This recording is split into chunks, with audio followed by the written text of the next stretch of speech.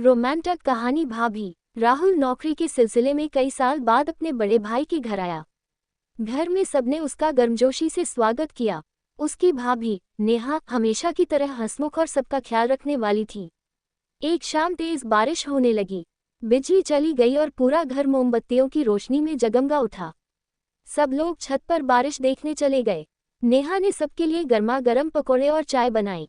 राहुल मुस्कुरा कर बोला, भाभी आपके हाथ की चाय का स्वाद तो आज भी वैसा ही है। नेहा हंस पड़ी, कुछ चीजें बदलनी नहीं चाहिए। दोनों परिवार बचपन की यादों और मजेदार किस्सों पर बातें करते रहे। राहुल को एहसास हुआ कि घर की असली रौनक रिश्तों की गर्माहट होती है। जाते समय उसने कहा, भाभी अगली बार इतनी देर नहीं लगाऊंगा आने में। नेहा ने मुस्कुराकर जवाब दिया, बस सब साथ रहें, यही सबसे बड़ी खुशी है। बारिश थम चुकी थी, लेकिन उस शाम की अपनापन भरी यादें सबके दिल में लंबे समय तक बनी रही। अमन कई महीनों बाद अपने बड़े भाई के घर पहुंचा। दरवाजा खुलते ही उसकी भाभी सिया मुस्कुराते हुए बोली, आ गए। सब तुम्हारा ही इंतजार कर रहे थे। घर में हंसी मजाक का माहौल था। रात के खाने के बाद सब लोग छत पर बैठे।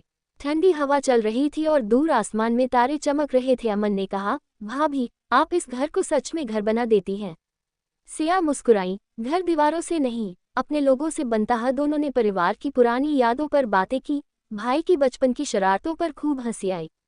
तभी बड़े भाई भी छत पर आ गए और बोले, लगता है मेरी ही शिकायतें चल रही हैं। तीनों जोर से हंस पड़े। उस रात अमन को महसूस हुआ कि रिश्तों की सबसे बड़ी खूबसूरती विश्वास, अपनापन और सम्मान में होती है। जाते समय उसने कहा, अगली बार जल्दी आऊंगा। सिया ने जवाब दिया, दरवाजा हमेशा खुला है। उनके बीच कोई प्रेम कहानी नहीं थी, लेकिन परिवार का स्नेह और अपनापन ही उस रिश्ते की सबसे बड़ी खूबसूरती था।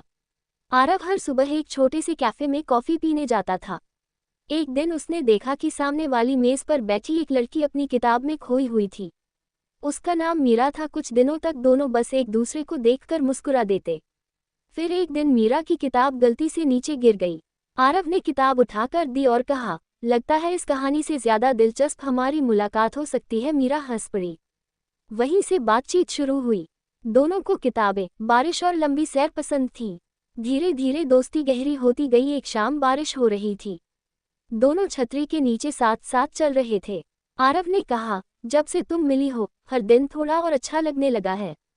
मीरा ने मुस्कुराकर उसकी ओर देखा और बोली, शायद मुझे भी यही महसूस होता है। उस पल दोनों ने बिना किसी बड़े वादे के बस एक दूसरे का हाथ थाम लिया। उनके लिए वही सबसे खूबसूरत शुरुआत था। कबीर और अनन्या की मुलाकात एक दोस्त की शादी में हुई थी। पहली ही बातचीत में दोनों को लगा कि जैसे वे एक दूसरे को बरसों से जानते हों। शादी के बाद भी उनकी बातें चलती रहीं। कभी देर रात तक फोन पर, तो कभी शाम की कॉफी पर। धीरे धीरे दोस्ती प्यार में बदल गई। एक रात दोनों झील के किनारे बैठे थे। आसमान में पूरा चांद था और हल्की हवा चल रही थी। कबीर ने मुस्कुराकर पूछा, अगर मैं हमेशा तुम्हारा साथ मांगूं? तो अनन्या ने उसकी आंखों में देखते हुए कहा, साथ मांगा नहीं जाता, निभाया जाता है। कबीर ने उसका हाथ थाम लिया। दोनों कुछ देर बिना कुछ कहे चांद को देखते रहे। उस खामोशी में भी बहुत कुछ कहा जा चुका था। कुछ महीनों बाद दोनों परिवारों की रजामंदी से शादी के बंधन में बंध गए। उनकी प्रेम कहानी किसी फिल्म जैसी नहीं थी, लेकिन भरोसे, सम्मान और साथ ने उसे बेहद खास बना दी। दिल्ली की एक बरसाती शाम थी। अदिति ऑफिस से निकल ही रही थी कि तेज बारिश शुरू हो गई। उसके पास छतरी नहीं थी। तभी पीछे से एक आवाज आ, अगर आपको जल्दी नहीं है तो मेरी छतरी में आ सकती हैं। वह आर्यन था, जो उसी ऑफिस में काम करता था, लेकिन दोनों की कभी ठीक से बात नहीं हुई थी। रास्ते भर दोनों छोटी छोटी बातें करते रहे, पसंदीदा किताबें, संगीत और बचपन की यादें। मंजिल कब आ गई पता ही नहीं चला। उस दिन के बाद वे अक्सर साथ कॉफी पीने लगे। दोस्ती धीरे धीरे गहरे लगाव में बदल गई। कुछ महीनों बाद उसी जगह फिर बारिश हो रही थी। इस बार आर्यन ने मुस्कुराकर कहा, याद है हमारी कहानी इसी छतरी से शुरू हुई थी? अदिति हंसते हुए बोली, हाँ, और उम्मीद है कि ये सफर यही नहीं रुकेगा। आर्यन ने उसका हाथ थामते हुए कहा, मैं भी यही चाहता हूँ। बारिश की बूंदें गिरती रहीं, लेकिन अब उन्हें भीगने की परवाह नहीं थी। उनके लिए सबसे बड़ी खुशी एक दूसरे का साथ था। शहर की एक शांत लाइब्रेरी में विवान हर रविवार किताबें पढ़ने आता था। वहीं उसकी मुलाकात नायरा से हुई। दोनों अक्सर एक ही शेल्फ के सामने पहुंच जाते और एक ही किताब उठाने की कोशिश करते। एक दिन विवान ने मुस्कुराकर कहा, लगता है हमारी पसंद काफी मिलती है। नायरा भी मुस्कुरा दी, शायद। या फिर किस्मत हमें बार बार मिलवा रही है। उस दिन से दोनों साथ बैठकर पढ़ने लगे। पढ़ाई के बाद पास के कैफे में चाय पीते, नई किताबों पर चर्चा करते और अपने सपनों के बारे में बातें करते। समय के साथ उनका रिश्ता और गहरा होता गया। एक शाम लाइब्रेरी बंद होने वाली थी। विवान ने नायरा को एक किताब दी। उसके पहले पन्ने पर एक छोटा सा नोट लिखा था, हर अच्छी कहानी का एक खूबसूरत साथी होता है। क्या तुम मेरी कहानी का हिस्सा बनोगी?